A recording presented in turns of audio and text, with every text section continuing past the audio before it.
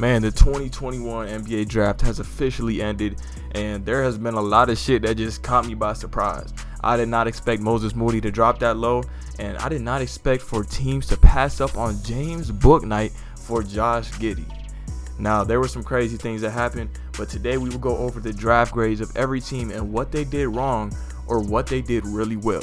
Let's get straight into it. So first of all, let's start with the Detroit Pistons, and the Pistons getting A for this draft, drafting Cade Cunningham first overall.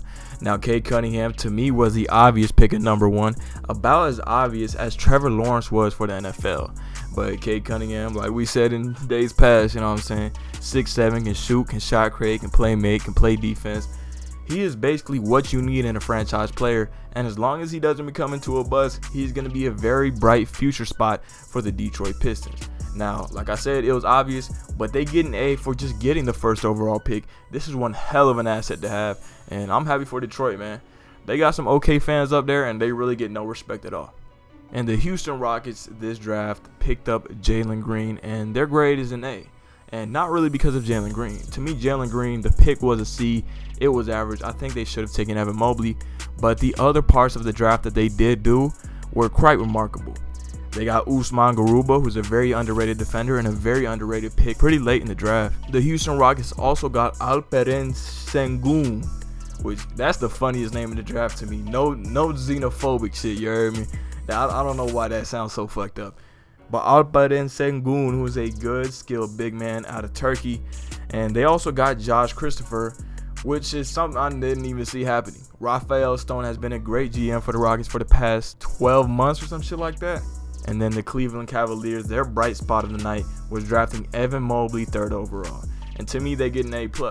Letting Evan Mobley drop to 3 is beautiful. I've seen this draft. People said that there are multiple potential number 1 overall picks with Jalen Green, Cade Cunningham, and Evan Mobley. But they got their center of the future.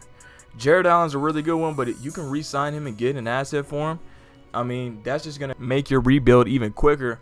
And Evan Mobley looks like a future franchise player. And for the Toronto Raptors, they get a D-. They drafted Scottie Barnes 4th overall, and they don't have a spot to put at power forward to start. I mean, like, do you think Scottie Barnes is going to start alongside or above Pascal Siakam? So that either means you're trading Pascal Siakam, you're keeping Pascal Siakam and taking Scottie Barnes off the bench.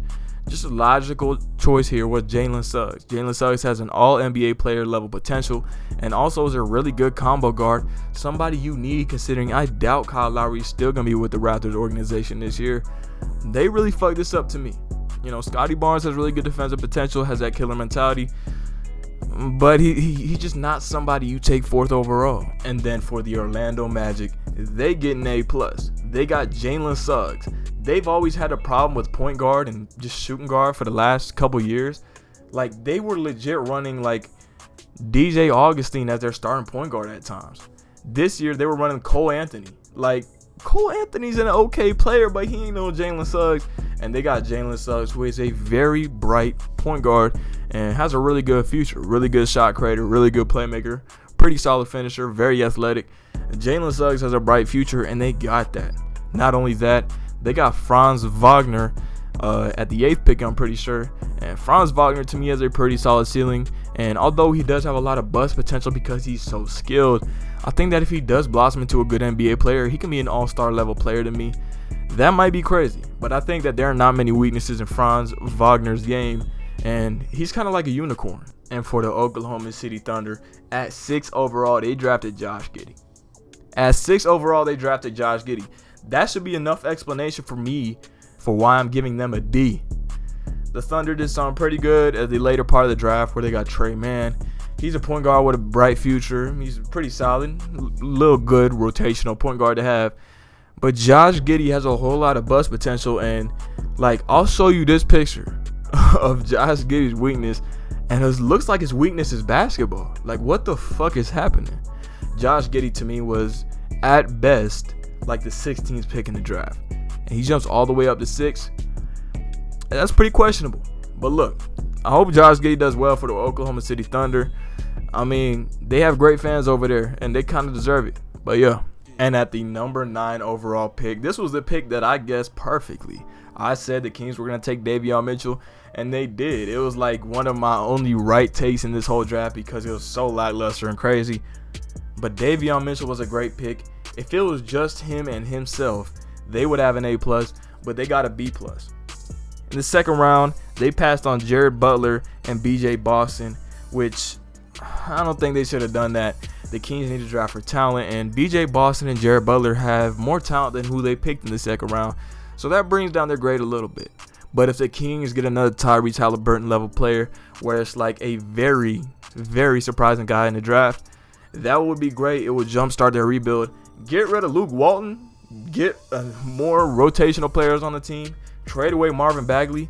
And look at that. You might have a chance at a play-in spot. The Golden State Warriors at 7th overall picked Jonathan Kuminga. I did not expect this at all, bruh. So they get a D+ to me. And that sounds very low. They still got Moses Moody. Moses Moody, a really good rotational player, at least at this point in his career. It looks like he can be a good, solid 3-and-D player coming off the bench, or maybe even getting some starting minutes. But Jonathan Kuminga? Bro, y'all are trying to be a contender. Y'all don't want a raw prospect. Jonathan Kuminga is the most raw it gets in this draft. No homo. You know what I'm saying? That motherfucker is raw as a bitch. And you pick him, bro. I don't know about that. And for the Memphis Grizzlies, they pick Zaire Williams. To me, they get a C-. Zaire Williams has potential. Cool, he's athletic. He can shoot. He can do this and that. He didn't shoot that well in college. Zaire Williams has pretty solid potential, but you needed an established player because you're fighting for a playoff spot. I don't know if you really want to put Ja Morant next to a mediocre three-point shooter right now. That just don't sound the best. Corey Kispert would have been the perfect pick at this spot.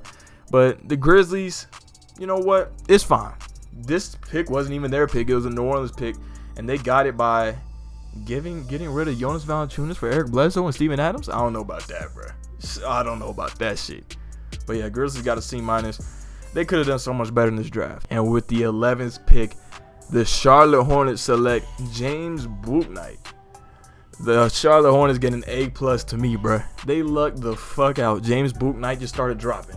I saw the OKC Thunder get giddy at pick number 6, and James Bouknight just kept dropping.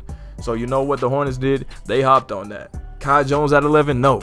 Give me Bouknight, man. He got hella shot creating ability. And they did trade for Kai Jones in this draft. They got the 2 best prospects that they wanted. You get a really good shooting guard next to LaMelo Ball, and you get a really good center. 3-point shot ability, defensive ability, pick and roll ability. The Hornets did really well in the draft. I'm looking forward to what they can do in the future, as LaMelo Ball is one of my favorite players in the league. With the 12th pick in the NBA draft, the Spurs select Josh Primo. You might be like, who is that? And I would agree with you. In the lottery, who is that? He would be a good late first-round pick. But Josh Primo at 12, when you have 2 dynamic guards in your backcourt already with DeJounte Murray and Derek White, what are you doing? They had Moses Moody, Chris Duarte, Corey Kispert, and Alperen Sengun on the list, and they go with Josh Primo. I don't understand. Is this like hinting at a DeJounte Murray or Derek White trade in the future? I have no idea. I feel like they kind of blew this pick. I do not know who Josh Primo is. I hope he does good things for the Spurs, but what? With the 13th pick in the NBA draft, the Pacers select Chris Duarte, Dominican guard. Now look, I already fuck with it because he's Dominican. I always love me some Caribbean players, bro. There not be that many Caribbean players in the league. Like, we haven't had a Puerto Rican in the league since JJ Barea retired. Let's change that. Get me in the league, you heard me? But nah, Chris Duarte is a dynamic guard. 6'6", pretty tall, man. Pretty good on defense, really good passer. And he has a pretty good jump shot too. Chris Duarte is a good pick. Their one problem on why it dropped to a C was they traded for Aaron Holiday for basically nothing. What did Aaron Holiday do to you? You just want to part ways from him and Justin Holiday? Justin Holiday, come demand a trade to Denver, bro. We need some 3-point shooting, you feel me? And with the last grade we will be giving out is the Washington Wizards. The Washington Wizards, plain and simply, get an A+. It would have been an A+ without even making that pick. They get off of Russell Westbrook's contract, and they get the best 3-and-D prospect in the draft, Corey Kispert. Now, first of all, getting off Russell Westbrook's contract is an amazing thing for a rebuilding team, and I think the Lakers did an okay deal to get Russell Westbrook. But getting off that contract in general is nice. You also get an okay young player in Kyle Kuzma. Maybe Bradley Beal requests a trade, then you get even more assets.